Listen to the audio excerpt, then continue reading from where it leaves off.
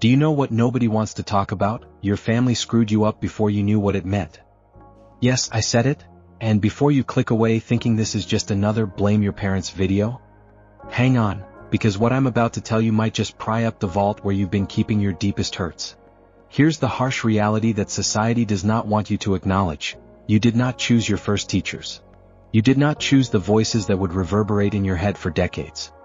You did not choose the hands that would elevate or tear you down while you were too little to realize what was going on. Let me paint you a picture. You're 3 or 4 years old, your pure potential wrapped up in a little human shape. Your brain is like wet concrete. Everything makes an impression. Every word, every look, every moment of neglect or love gets carved into your developing sense of self. This is where it turns dark. Your parents are facing their own issues.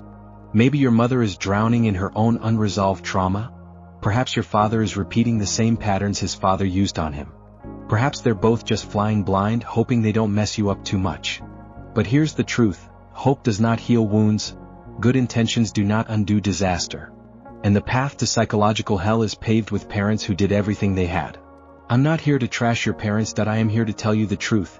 They were certainly doing the best they could with what they had, but it does not mean it was adequate. It definitely doesn't mean you have to pretend it didn't hurt. Kafka wrote a 47-page letter to his father that he never sent, 47 pages of raw, unfiltered truth about how his father's criticism, coldness, and unreachable standards had turned him into a man who felt like an outsider in his own body. Do you know what Kafka named himself? A nothing. Not because he was nothing, but because his father's treatment had made him believe he was. Sounds familiar? You never asked for this programming? Here's what nobody tells you about childhood. It's not just about what happened to you. It is about what did not happen to you. Maybe your parents never hit you, that's fine. But did they see you, really see you, or were you simply another task on their to-do list?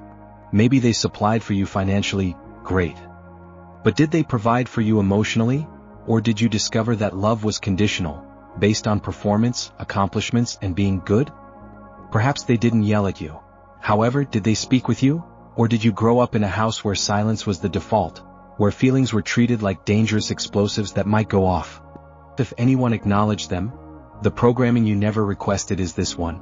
Before you even realized you had one, these assumptions about the world and yourself had become embedded in your mental operating system. Additionally, society wants you to move on from it, move on, get out of the past, as though there were a convenient period for trauma.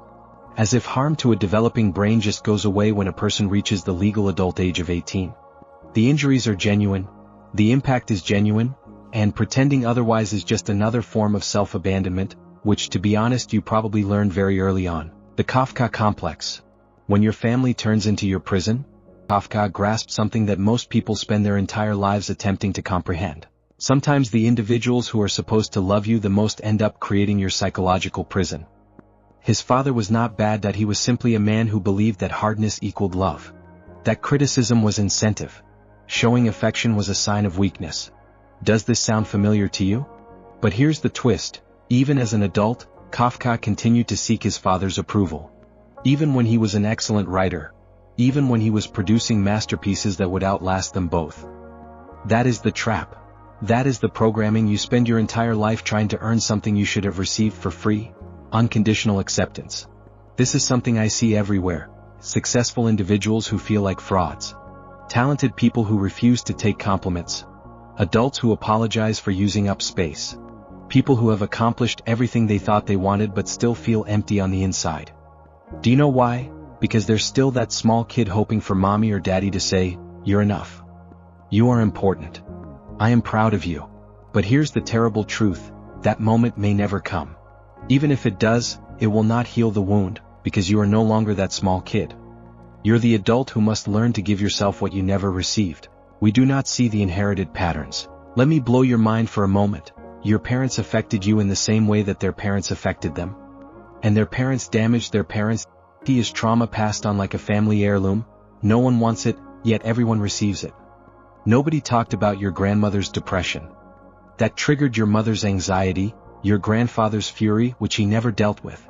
This became your father's emotional unavailability, and now you're walking around with all of it, their unspoken pain, unhealed wounds, unmet needs, as if you were wearing a backpack full of boulders that aren't even your own. Kafka saw it clearly. He wrote about incomprehensible bureaucratic systems, about navigating a world where the rules were constantly shifting. And nothing you did was ever entirely right. Does this sound like your childhood dinner table? The family system is frequently the first bureaucratic nightmare we experience, teaching us that our needs are less important than maintaining harmony. The first place we realize that our true nature may not be acceptable. Then we wonder why we have difficulty setting limits as adults. Why do we attract people who mistreat us? Why do we sabotage our own success? Why do we feel guilty about being happy?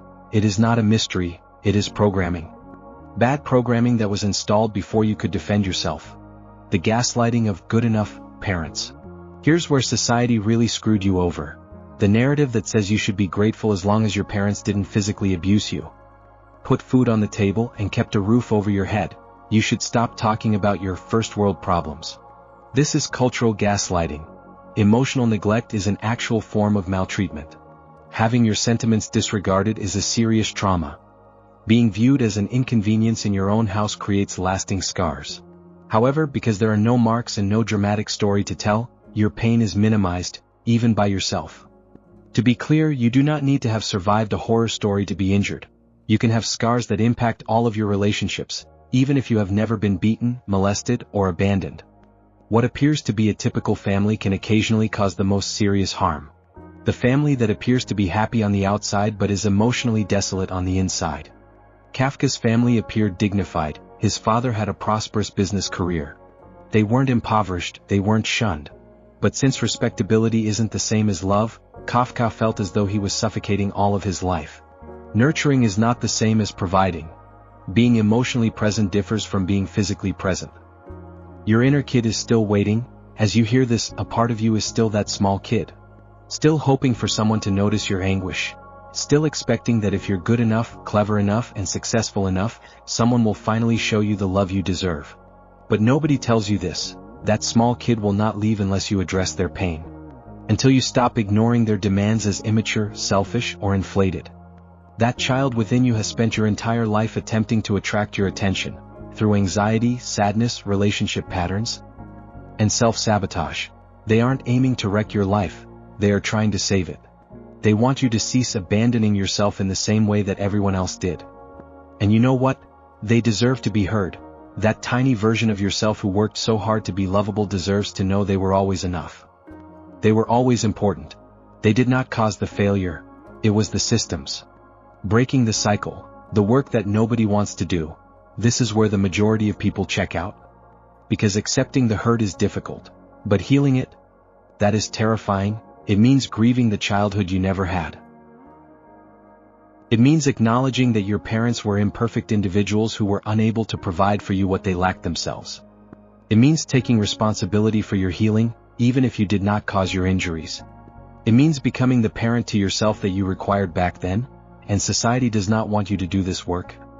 Society wants you to shut up, suck it up, and continue producing, consuming, and pretending that everything is alright. But everything is not fine. And it never will be until you face the truth about what happened to you before you could protect yourself. The mental health establishment wants to pathologize you, give you a diagnosis, put you on medication, and make you believe you're broken, rather than see that you're responding normally to unusual treatment. The self-help business promotes easy cures like, just think positive. Just manifest better. Just choose happiness. Affirmations and vision boards appear to be capable of overriding decades of programming. But real healing is messy, it is slow, it is painful, and it needs you to experience all you've been taught to suppress. Kafka had the courage to perceive his situation clearly, even when it was uncomfortable, unpopular, and easier to simply accept the family narrative. He put it this way: a book must be the axe for the frozen sea inside us. That axe is your story, the actual one, not the sanitized version your family wants you to tell. It is what breaks through the frozen sea of denial and pretense, allowing you to finally experience what you need to. But it requires courage. Because once you begin to see clearly, you cannot unsee. Once the damage has been acknowledged, it is impossible to deny it occurred. Once you feel the pain, you must decide what to do with it, and this is terrible because it implies you may have to change everything. Your relationships, your career. When you stop living from your traumas and begin living from your truth, your entire identity may change. What most people don't realize about healing is that there is freedom beyond the agony. There is a version of you that exists beyond your programming, your family's constraints, and the harm done before you could defend yourself. What about that version of yourself? They are wonderful, they are creative, they are really powerful. They are everything you were meant to be before the world made you feel tiny. Kafka's writing revealed glimpses of this aspect of himself. When he was creating, he went beyond his programming. He transcended his father's criticism, his family's instability, and the harm that had been done. You can do it as well. But first, you must be willing to look at what is, not what you wish it had been, nor what you were told it was, but what it actually was. Your family harmed you before you could protect yourself. That is not your fault. Healing the damage, however, is your responsibility, not because you owe it to anyone else, but because you owe it to yourself. You owe it to that tiny kid who deserved more. You owe it to that tiny kid who deserved more. You owe it to the person you're destined to become. Here's the thing about family damage: it doesn't go away just because you ignore it. It does not heal simply because time passes. It doesn't go away just because you ignore it. It does not heal simply because time passes. It does not go away just because you succeed, fall in love, or have your own children. It sits there, in your nervous system, in your subconscious, and in your automatic responses to stress, conflict, and relationships. It impacts every choice you make, every relationship you enter, and every dream you chase, or abandon, until you face it. Until you feel it. Until you grieve, heal, and incorporate it into your story in a way that benefits you rather than enslaves you. And when you do that work, when you really do it, not just talk about it or think about it or read about it, everything changes. You stop seeking approval from those who cannot provide it. You stop tolerating treatment that does not reflect your worth. You stop sacrificing yourself to keep others comfortable. You become whole. Not perfect, whole. All of your scars, stories, and problems will be blended into a life that is uniquely yours. So here's what I want you to do when you finish this. I'd like you to sit with yourself for a few minutes. Really sit. No phone. No distractions. No running away. Consider what happened to you before you were able to protect yourself. What patterns am I still living by? What would my life be like if I were free of this programming? Don't attempt to fix anything yet. Do not try to forgive anyone yet. Just look. Simply acknowledge. Simply witness your own truth with compassion, because you can't repair something you don't feel. You cannot change what you refuse to admit. Your family harmed you before you could protect yourself. But you can protect yourself now. You can heal yourself now. You now have the opportunity to choose a different decision. The question is, will you? If this touched you in the gut and you know someone who needs to hear it, someone who is still carrying pain they did not inflict but has yet to heal, please share this, because sometimes the greatest loving thing we can do is assist another person in realizing their own truth. And remember, you're not too much. You are not too sensitive. You're a human being who deserves to be loved. Starting with how you love yourself. Take care of the small kid inside you. They've been waiting long enough.